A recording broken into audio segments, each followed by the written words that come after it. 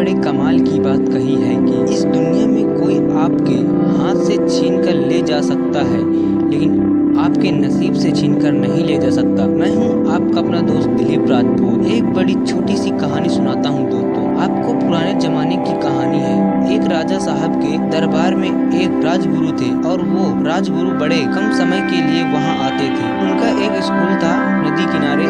एक स्कूल में गांव के बच्चों को पढ़ाते थे, तो वो ज्यादा समय स्कूल में बिताते थे। एक दिन वो गुरुजी हुए थे और वो राजा को बड़ी चिंता। तो गुरुजी ने पूछा कि क्या बात है। तो राजा ने बताया कि बेटी जो है विवाह के योग्य हो चुकी है और उचित नहीं मिल पा रहा, क्या किया जाए। तो उन्होंने कहा गुरुजी कि लाई मैं कुंडली देख लेता हूँ। कुंडली देखना शुरू किया तो आश्चर्य में पड़ गए। विलक्षण प्रतिभा की धनी थी वह कन्या और उसका जो भाग्य था दिख रहा था। गुरुजी ने उस कुंडली में देख लिया था कि इसकी जिससे शादी होगी, अगर वह राजा है तो महाराजा बनेगा, महाराजा है तो सम्राट बनेगा, सम्राट है तो चक्रवर्ती बन जाएगा। जहाँ जाएगी उस कुल का जो है उसको आगे ले करके जाएगी, उसको उन्नति के पद पर लेकर के जाएगी, उसका भाग्य चमक जाएगा। जैसे ही जब उन्होंने देखा इनके दिमाग में बुराइयां हावी हो गई। इनको लगा कि अगर ऐसा ही कुछ होना है तो मेरी शादी मैं ही शादी कर लेता हूँ, मैं ही महाराजा बन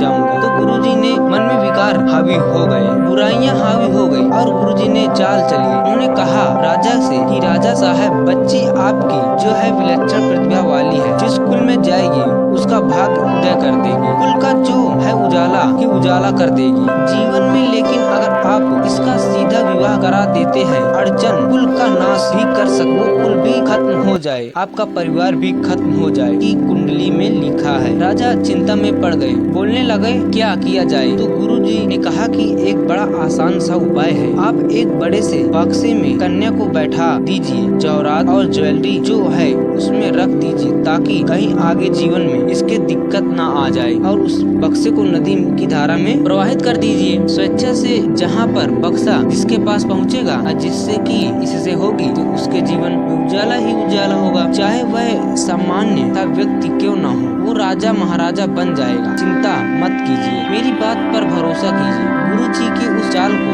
राजा फंस गया। राजा ने कहा ठीक है आप कह रहे हैं तो आपको इतना मानते हैं। उनकी बात को माना गया। एक बड़े बक्से में जो है बैठाया गया। कन्या को कहा, कन्या को वह नहीं चाह रही थी, लेकिन पिताजी की आज्ञा भी तो माननी पड़ी। एक नदी की धारा में प्रवाहित कर दिया गया, बक्से को बहा दिया गया। बहुत सारा उसमें जो है हीरे जवाहरात ज्वेलरी भर दी गई। दौड़ते हुए गुरुजी पहुँचे अपने स्कूल की वाला बक्सा जाकर के जो था बच्चों से कहा आज छुट्टी है, कोई पढ़ाई नदी किनारे पहुंच जाओ, काम आपको करना है। मेरा एक बक्सा बहता हुआ आ रहा है, उस बक्से को उठा करके लाना और मेरे कक्ष में ला करके रख देना और बाहर से दरवाजा लगा देना, मैं चाहे चिल्लाऊंगा मत खोलना। बच्चे ने कहा ठीक है गुरुजी, जो आपकी आज्ञा। बच्चों के आ गए, पहुँच गए नदी के किनारे, नहाने लगे, इंतजार करने लगे कि बक्सा आ जाए। बह करके कहते हैं ना कि जो योग्य है संयोग है उसके आगे किसी की चली। वो बक्सा नदी की धारा में प्रवाहित होता हुआ बहता हुआ आ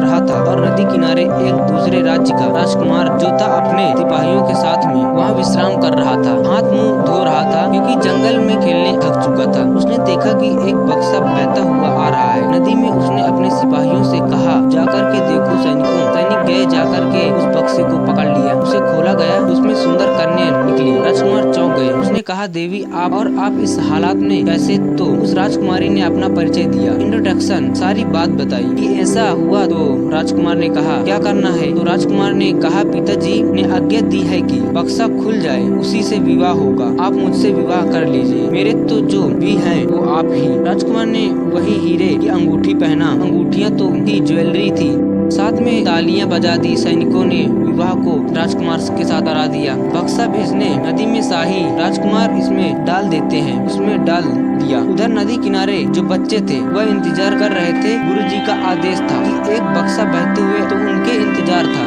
जाने वाला है, तभी उनकी नजर पड़ी कि एक बक्सा बहता हुआ आ रहा था। मशक्कत के उसको नदी में से निकाला। बक्से को बड़ा भारी जो बच्चा मिल करके उठाने लगे और ले जा करके जैसे तैसे गुरुजी के कमरे में जा करके वो छोड़ दिया। गुरुजी ने तो आदेश दिया था बाहर से दरवाजा लगा देना। बाहर से दरवाजा लगा दिया गया। गुरुजी अंदर थे और बड़े उत्साहित थे कि बक्सा खुलेगा, कन्या जो है होगी और शादी कर लूंगा और मेरा भाग्य चमक जाएगा। बिना देरी के उन्होंने बक्सा खोला तो अंदर जिंदा भालू था जो राजकुमार जंगल लाए थे। तो एक जिंदा भालू पकड़ लिया था उसने। उसी भालू को उसने बक्से में बंद करके छोड़ दिया था। जैसे ही बक्सा खुला, जिंदा भालू बाहर निकला तो परेशान हो रखा था। भालू को अटैक करने लगा। गुरुजी पर चिल्लाने लगे, बचाओ बचाओ। जो बच्चे थे उनको आवाज आ रही थी गुरुजी की, बचाओ बचाओ, लेकिन उनको पता था गुरुजी ने कहा था इतना भी चिल्लाऊं दरवाजा मत खोलना। एक लड़के ने सोचा कि खोल देता हूँ दरवाजा तो मॉनिटर ने डांट दिया कि नहीं, मना किया गया था गुरुजी ने। सारे बच्चों से चुपचाप रहे।